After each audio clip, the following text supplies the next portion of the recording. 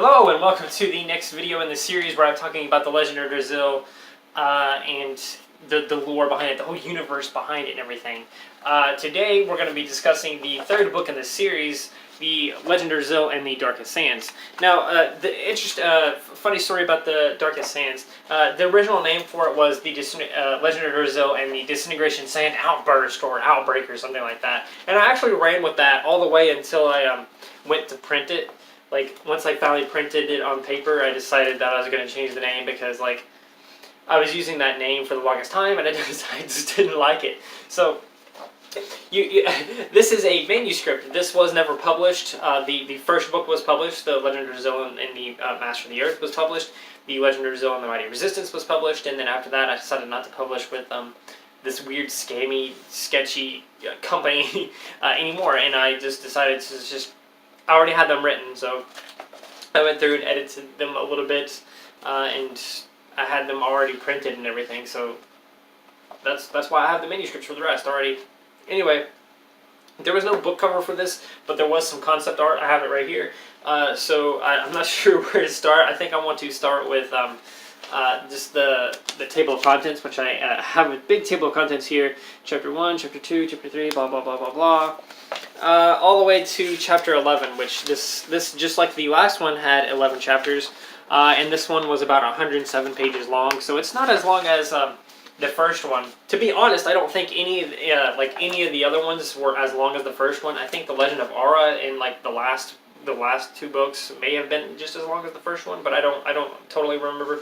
Anyway, if this one was published, it probably would have been basically the exact same size as the Mighty Resistance. Anyway, so we have the table of contents and everything. Show you that. We're gonna go ahead and just jump right into the. Well, actually, let's do the blurb first on the end. So the book summary. I just wrote it as book summary. And again, the about the author is basically the exact same thing as the first two books. So we're just gonna skip that again. So the book summary is as follows: Brazil has been through a lot so far, but now he faces an even greater threat. A kid from high school. Yeah, it may not seem like a big threat, but when you find out what he can do, you will understand. Like I said before, giving out powers was a big mistake. In between secrets, meetings, and a whole other mess of things, Brazil may not be able to stop Chax Zerdickerson, which was the antagonist's name, the villain's name. So that's pretty much kind of what it's about. This character named Chax Zerdickerson, he discovers that he can basically. It's kind of funny because in the book, in this version, in the original series, I had it to where Brazil had given out powers in the last book in the Mighty Resistance. He was giving out powers using the Master Journal, which I'll teach you about the Master Journal in a separate video probably. Anyway, he was giving out powers in the Master Journal, and he ends up giving a power to Chax Zerdickerson where Chax Zerdickerson cannot be touched by anything, and so he kind of like he misworded it in a way to where like he literally couldn't be touched by anything, so he couldn't like ever feel like human touch or like his clothes. He couldn't feel his clothes, that sort of thing. It was kind of like this invisible, like very very very thin invisible force like that just surrounded his entire body where he couldn't be touched by anything. Anyway, that's who Chax is, and he realizes that he can't be touched by anything, so he can't be touched by disintegration sand. So what he does is he goes to Disintegration Valley, and he does kind of like a leap of faith at the end of the first chapter, and he jumps into a big swarm of disintegration sand, and he comes out where he's controlling it, and that's who Chax is, and basically he decides to threaten the whole world. He basically becomes this big villain that's just out to disintegrate the entire world and just completely rebuild it. That's essentially what Chax is all about. He's from high school, he got bullied there and everything. There's some parts of that. Anyway, Brazil obviously gets into this, and it's basically Brazil versus Chax. This whole book where they're battling each other. Chax has the leader of the Mighty Resistance in the last book survived at the end of it, and he teams up with Chax. He's actually the one that introduces Chax to his so-called gift, like you can't be touched by anything. That can be very valuable. And he tells them that he's able to make it to where he can finally feel like touch, but he needs him to work with him. And Chax agrees, and then he kind of changes as he's getting all this disintegration sand and everything. As he's getting all this power, he kind of changes and he decides that he's going to be leading him. And so he decides that, look, I'm the boss of you now. And then that whole thing happens, and there's just a big whole misunderstanding there. Not a misunderstanding, but just a big an internal conflict there. Anyway, as it goes on, they deal with different things. Not different things. They deal with disintegration sand. They also deal with a little bit of glucoloxes, because there's some glucoloxes that have been released a little bit. Like not all of them are released, so the glucolox war isn't going to restart. But a bunch of them were re-released, and they end up working for Chax, and it becomes a whole thing. Anyway, that's what the book is really about. Chax Dickinson, he gets control of disintegration sand, and he decides to disintegrate the whole world, and the only one that can stop him is Drazil, the master of the earth. Anyway, let's move on to the weird intro at the beginning. I do that at the beginning of all these books for some reason. So anyway, the intro for this one is it's not any better. So it goes, well, by now you should know that I'm Daniel Ray Baldwin, and you should definitely know that this is the third story in the Legend of Drazil, The Darkest Sands. This story will start with a boy named Chax 1 year later on the 1st of February 2012, because the last book started in 2011 in like January. Anyway, some speculate that so-and-so, the leader of the Mighty Resistance, was killed by Drazil, but he still lives on and grows even stronger over the year. He's grown even stronger over the year. So that's what that was, and it also had a dedication here. It has a dedication here, and it is dedicated to all those who have power. Do what's right, Gecko, in your dark twisted minds, that is, Spec, which were two different characters, and they have like opposite morals, and they're basically opposite of each other. One of them is always trying to do what's right, and the other one's always just like does whatever he wants to, and that's kind of what's going on here. Anyway, that's what the dedication is, and that's what the book is about. So that's pretty much all that's left of it. I'm going to go ahead and share some of this concept over here that I have. So just start off, it's not very good because I drew these when I was a kid. I didn't have very much of an artistic talent yet. Anyway, this was Chax. This is like disintegration sand. He like used them to create pillars and worm-like creatures. He like, I don't know, it's kind of weird. He basically had an armor of this sand around him pretty much at all times, so that no one could ever just like directly hit him or punch him or anything, because if they tried to, they would touch the disintegration sand and just immediately be disintegrated.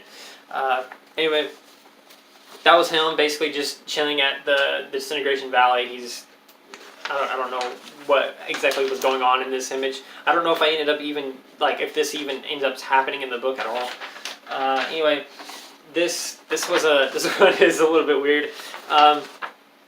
This one was also thought of to be a potential book cover, where all these streams are disintegration sand, and this center spot here is Disintegration Valley, where all the remaining sand that is left in the world, which most of it is in Disintegration Valley, it was all going to come to this Disintegration Valley after he got there, and it was all just going to come to him and surround him, and just basically he was going to collect all the sand in the world, all the disintegration sand in the world. And the idea was this could be a book cover, but it's pretty much going to happen regardless, because he has to collect the rest of the sand if he wants to disintegrate the world. This also was kind of like symbolic of like he's literally disintegrating the entire world. He's just sending this disintegration sand out everywhere, which that may have been the original intent, was that all the disintegration sand in Disintegration Valley is being sent outward across the globe by Chax himself. And that was an alternative to it anyway.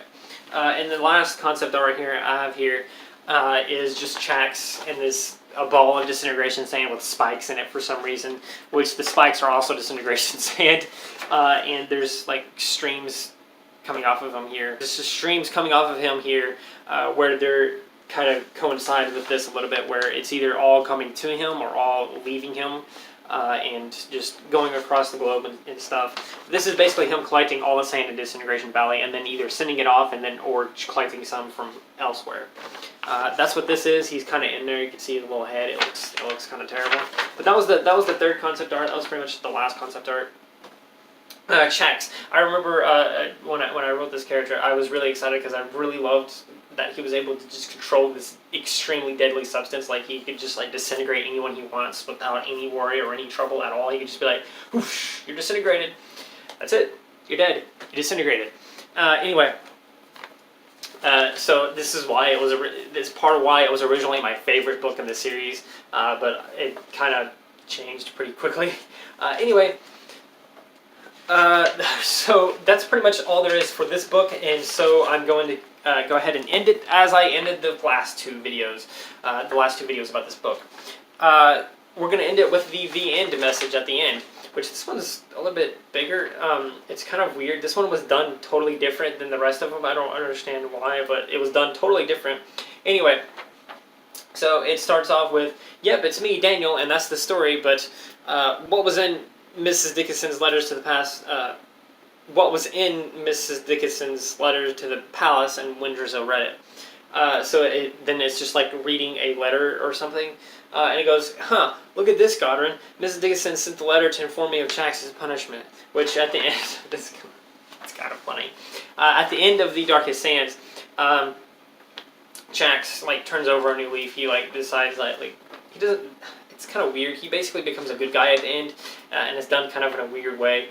Anyway, and as Drizzle acting as master decides like, look, I'm going to give you a chance here. Your mother is going to choose what happens to you, because this is a kid. You got to remember he's in like high school. He's probably like 16, 15 or something like that. I have no idea how old he would be, but or how old he was in the book. I don't remember how old I wrote him.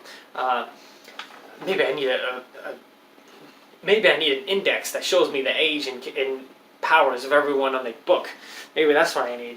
Anyway, so he basically tells his mother, like, look, you're going to choose what happens. Send me a letter, and we're going to do whatever you say to do. If you want him to be in jail for 100 years, we're going to throw him in jail for 100 years. It doesn't matter. Just tell us what you want. Anyway, and this is why this part is really, this is why the end message is really weird.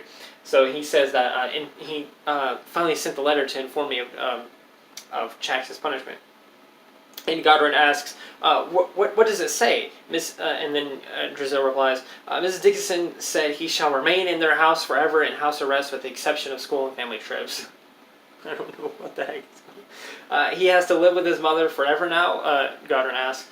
And then Drizzle replies, that's what Mrs. Dickinson said the punishment will be. And then Godwin is just like, man, that is bad. And then it just ends with, yep, that was the letter, and until next time, I'll be back with the Legend of Drizzle and the Unknown Force. Sincerely, Daniel Ray Baldwin. So that's what the end message was for the book. Again, it's a really weird end message. I don't know what I was thinking with that one, but I digress. Anyway, that's the book, and just like the end message I had here, I will be back with The Legend of Drizzle and the Unknown Force, which is the fourth book in the series. Again, just like this one, and the rest of these are going to be similar to this, where they're not published, so I don't have a physical copy of a paperback book or a hardback book or anything, or even an ebook to just like show you and be like, this is what it was, this is my experience with publishing it and everything, but I don't have an experience publishing this because it was never published. So anyway, like I said, that's going to do it. And I mentioned earlier that I would mention the Master Journal in a future video, so be prepared for that, because there's actually a lot of information about the Master Journal, so it's definitely going to definitely take up its own mini video. Anyway, until next time, I will see you, and don't forget to like, subscribe, share, do all of those wonderful things, and until next time, sincerely, Daniel Ray Baldwin.